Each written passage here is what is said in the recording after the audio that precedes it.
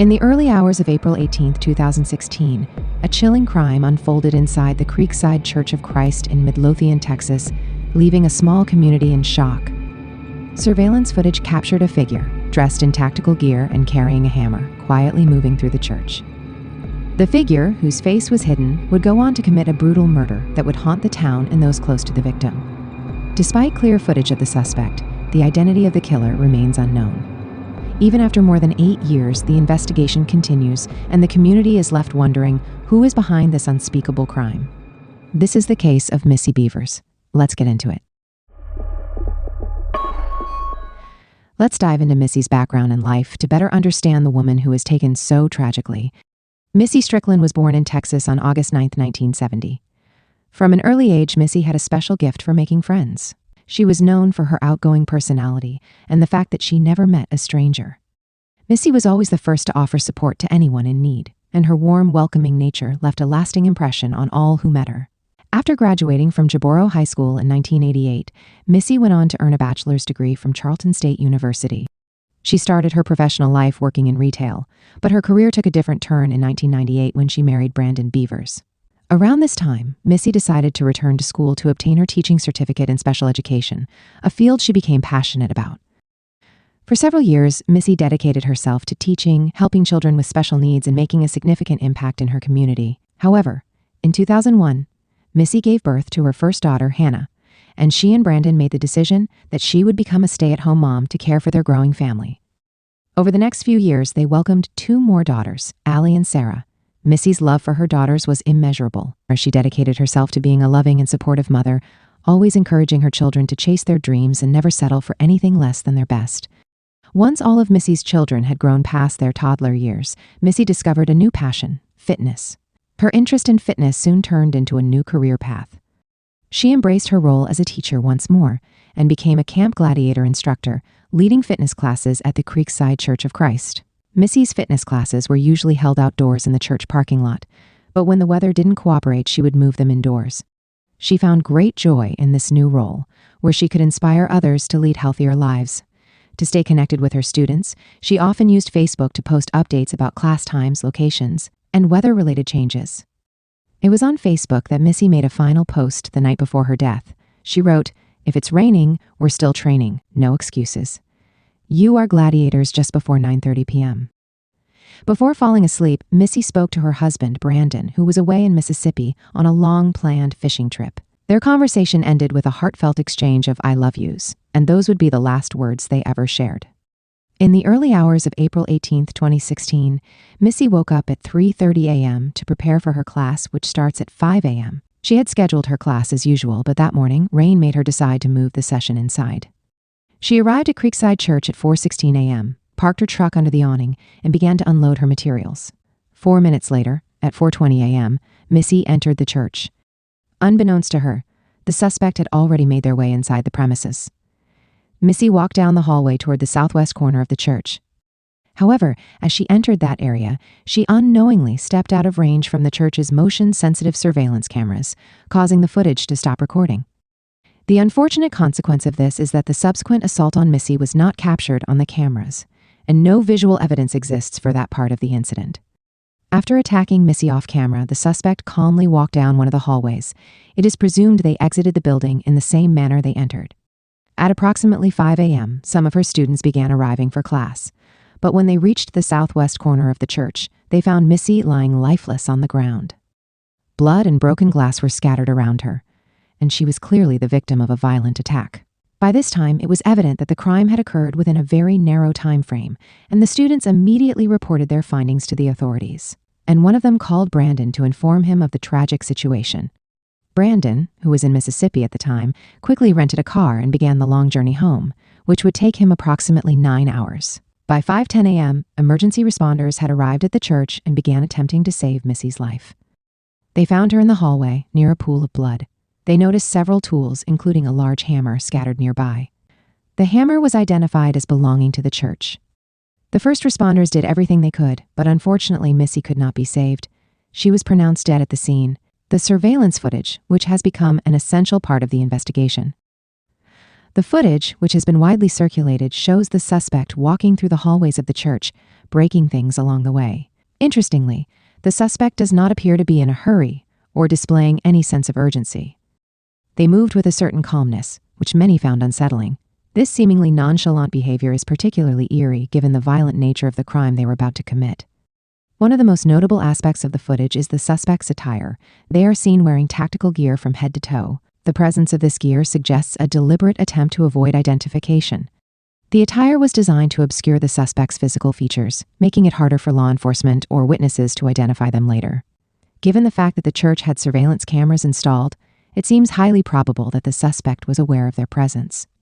There was a sign located outside the church, closer to the roadway, indicating that there were cameras on the premises. This sign would have been visible to anyone entering the church grounds, alerting the suspect to the fact that they would be recorded. It is not clear whether the suspect had visited the church before or if they were a stranger to the premises. However, the fact that they dressed in tactical gear and appeared to move around the building with confidence suggests that they may have had prior knowledge of the church's layout. This could imply that the suspect had been there before, or at the very least, had observed the building and its surroundings beforehand. It's also possible that the suspect had gathered information from the church's signage and was simply taking precautions based on that information. However, the idea that the suspect knew the church's interior layout seems plausible, given their seemingly deliberate actions inside the building. In the aftermath of the incident, the police conducted an investigation to determine if any valuable items were missing from the church. The church staff checked to see if anything had been taken, but no items were reported missing. Furthermore, the police also inquired about any previous break-ins at the church. According to records, there had been no reported break-ins within the past year. This lack of previous incidents initially puzzled investigators, as it suggested that the suspect's motive for entering the church could have been something other than theft. The police, reviewing the footage and evidence at hand, held their first public press conference later that day to update the community on Missy's murder. They released a brief 7-second clip showing the suspect walking around in tactical gear, asking the public for any information that could help identify them. During this press conference, the police shared that they believed the suspect to be male, based on the physical characteristics and movements seen in the footage. However, the police were still uncertain about the motive for the crime. One theory they entertained was that Missy's murder could have been the result of a burglary that went wrong. It was speculated that Missy might have interrupted the burglary, leading to her tragic death. However, given the early morning hour of the incident, the police found it odd that someone would choose to rob a church at 4 a.m. The police also considered the possibility that the murder had been pre-planned, though they did not rule out the idea that the crime could have been the result of a random encounter, which they referred to as an elaborate random situation. Meanwhile, a medical examiner conducted an autopsy on Missy's body. According to NBC News, the autopsy revealed that Missy had sustained multiple puncture wounds on her head and chest. These wounds appeared to be consistent with the tools the suspect had been carrying throughout the building. The cause of death was determined to be a head wound. This particular detail was important, as it provided investigators with additional clues about the weapon that had been used to kill Missy. The weapon, identified as a hammer, was found to belong to the church. The footage had shown the suspect carrying the hammer as they moved around the building. The fact that the hammer was not a weapon that the suspect brought with them suggests that the murder may not have been premeditated. If the suspect had intended to kill Missy from the outset, they likely would have brought a more suitable weapon, such as a knife or a firearm. Instead, the hammer appears to have been an impromptu weapon that was picked up by the suspect during the course of their activities inside the church. Initially, the hammer was likely used by the suspect as a tool to gain entry into locked doors or windows. As the suspect moved through the building, they may have used the hammer to break things or pry open doors. What seems more likely is that during the burglary, the suspect encountered Missy. It's possible that Missy heard the suspect moving around or simply walked into the area where the suspect was. At this moment, the situation escalated, and the suspect, who had the hammer in hand, used it as a weapon to hurt Missy. If the suspect had come to the church with the intent to kill, they might have taken more precautions, such as hiding at an entry point or watching for Missy's arrival. But this does not appear to have been the case. In situations where a person is killed, much like this case, it's common for law enforcement to look at the method of murder to determine whether the perpetrator had premeditated the crime or if it was an act of passion or opportunity. Here, the use of a hammer instead of a more conventional weapon like a knife or a firearm suggests a potentially impulsive crime that spiraled out of control. It's highly unlikely that a seasoned criminal would choose such a weapon if the act had been planned in advance. Additionally, choosing to commit a crime in an area with surveillance cameras, as was the case with the church where Missy was murdered, raises further doubts about the professional experience of the person responsible. If the crime had been premeditated, the suspect likely would have selected a location less likely to be recorded, opting instead for a setting that offered better privacy and anonymity. The presence of surveillance footage showing the suspect's movements inside the church was another critical element in the investigation. Footage that captured the suspect opening doors and moving around within the church helped shape the police's understanding of the killer's behavior. Initially, the authorities believed the perpetrator was likely male based on their body type and movements. However, the footage later revealed enough ambiguity to make law enforcement reconsider this assumption. It was then announced that the suspect could possibly be either male or female, with emphasis placed on the suspect's unique posture and walk. Authorities began to analyze these features, focusing especially on the suspect's gait, which could suggest a temporary condition, injury, or even the possibility that the clothing worn by the suspect may have been oversized, which could have affected how they walked. The footage provided crucial insight into the suspect's body language, helping investigators develop a more refined profile, even though the full identity of the killer remained elusive. As the investigation unfolded, law enforcement worked tirelessly to find answers. They sought the assistance of multiple agencies, including the Texas Rangers, the FBI, and the ATF, to leverage their resources in an effort to solve the case. The extent of the cooperation between various agencies underscored the gravity of the situation. The release of the video footage and the ongoing search for new leads made it clear that no stone was being left unturned. The authorities were also proactive in seeking out new information regarding Missy's life before her death. They accessed her LinkedIn account and examined phone records to uncover any potential clues that could shed light on the circumstances surrounding her murder. One of the most startling discoveries came from Missy's LinkedIn account, where investigators found out that her marriage to Brandon Bevers was struggling. It was revealed that Missy had been involved in at least one extramarital affair, which could have provided a potential motive for her killing. Interestingly, one of the men she had been involved with denied any involvement in the crime, though his connection to Missy was of great interest to investigators. This finding contributed to a growing sense that Missy's personal life may have been an important factor in her murder. In addition to her troubled marriage, Missy had also recently received a creepy and strange private message from an unknown male on LinkedIn just days before her death.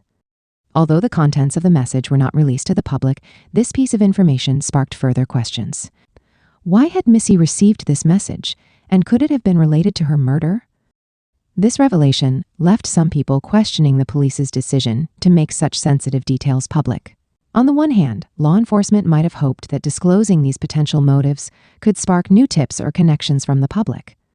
On the other hand, it was also possible that the release of this personal information could lead to public judgment of Missy, which might discourage people from coming forward. The balance between transparency and protecting the integrity of the investigation was quite delicate. In addition to the search for suspects, investigators also explored the possibility that the killer had returned to the crime scene to observe the aftermath. To do so, law enforcement enlisted the help of the NYPD and their advanced tracking technology. The goal was to track any potential suspects who may have revisited the area, hoping that the surveillance devices would yield new information. The use of Stingray technology, which allows law enforcement to track phones by connecting them to a system that operates without the phone user's permission, raised questions about privacy and the depth of surveillance. Although it wasn't clear whether this technology produced any actionable leads, the investigation's level of detail demonstrated the police's commitment to solving the case. As time passed and the investigation progressed, new developments continued to emerge. The release of updated surveillance footage in April 2017 showed a silver Nissan Altima near a nearby outdoor store shortly before the murder.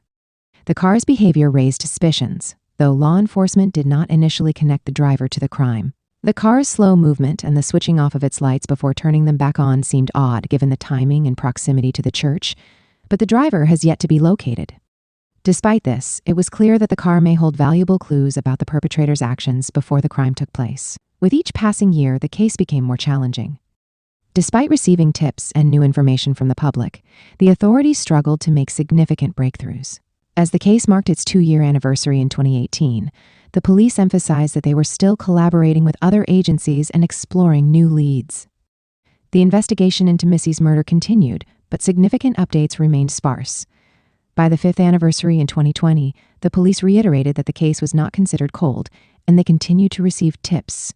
They also revealed that they had refined the suspect's height range, adjusting it to between 5'8" and 6 feet, which helped narrow down the potential suspects. The investigation was far from over, and while the police had not yet identified a suspect, they were still hopeful that a breakthrough would come. Despite the passage of time, Missy Beavers' murder remains unsolved as of the most recent updates in 2025. Investigators are still actively working on the case. In this particular case, it does not appear that Missy Beavers was specifically targeted or that there was a premeditated intention to hurt her prior to the incident. Based on the offender's actions and behavior, it seems more likely that they went to the church with a different motive in mind. The offender's behavior does not suggest they were seeking to kill someone. Instead, it seems they may have gone there for reasons related to curiosity, perhaps intending to break into the church or commit a burglary. Often in cases like this, individuals, especially younger ones, break into places simply for the thrill of it, not with a specific intent to steal anything. They might break into a building just because it feels like something dangerous to do, or simply because they are curious about what's inside. In these instances, the goal is not necessarily theft, but the act of breaking in itself, which can be enticing to some individuals. It is also worth considering whether the offender had any personal grievances against the church, or if there were mental health issues at play. However, the way the offender carried themselves that morning indicates they did not plan to kill anyone, nor did they seem to anticipate encountering anyone at all. In fact, if the intention was to kill someone, the offender would likely have acted differently. They would have planned for the possibility of someone showing up and would likely have hidden or kept an eye out through windows or doors to see when the victim might arrive. But as the video footage clearly shows, the offender was walking around the church, seemingly without concern, as if they didn't expect anyone to show up that early in the morning. As for the hammer, it initially appears to have been a tool that the offender used to break into different areas of the church. The hammer was not necessarily intended as a weapon, but rather as a means of gaining access to various parts of the building. The turning point in this case seems to have occurred when Missy Beavers and the offender crossed paths unexpectedly. This encounter likely caught both parties off guard. Whether Missy screamed in surprise or confronted the offender is unclear, but what is clear is that the situation escalated quickly. In that moment of confrontation, the offender, who was clearly not in the right state of mind, likely used the hammer to strike Missy, as it was the object they had in hand at the time.